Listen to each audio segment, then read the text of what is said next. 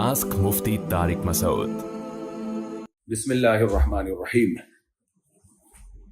پہلا سوال پوچھا ہے جی، کیا آن لائن جوئے والے گیمز گناہ ہیں؟ جی ہاں، جوا کسی بھی شکل میں ہو، چاہے گیمز کے ذریعے ہو، آن لائن گیم ہو یا فزیکل آپ کوئی گیم کھیل رہے ہیں، جوا اسلام میں حرام ہے، 1 روپے کا ہو یا 1 کروڑ کا ہو۔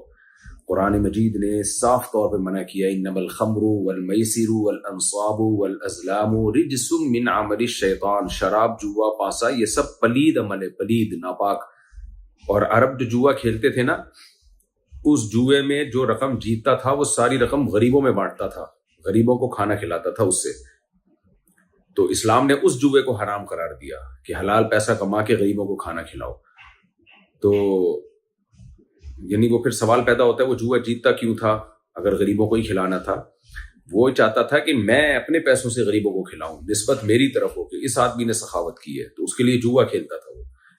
تو وہ جوا جب حرام ہو گیا تو باقی جوئے کیا رہ گئے بھائی؟ تو اس لیے یہ اللہ نے اس عمل کو کہا ہے پلید۔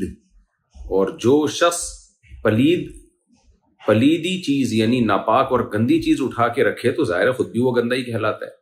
اس لیے اسلام میں جوئے کی کوئی گنجائش نہیں ہے۔ یہ جو انشورنس ہے یہ بھی جوئے ہی کی ایک جدید قسم ہے یہ بھی جوا کہ اگر آپ کو حادثہ ہو گیا تو آپ کو پیسے مل جائیں گے، حادثہ نہیں ہوا تو آپ کی قسط ڈوب جائے گی۔ اس لیے علماء انشورنس کو بھی حرام کہتے ہیں۔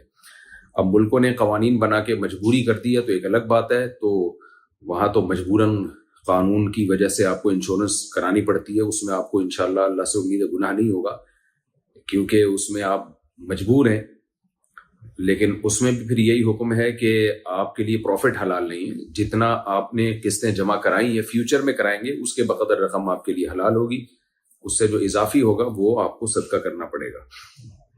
اس کی ڈیٹیل میں اپنے دیگر کلپس میں کئی بار بیان کر چکا ہوں۔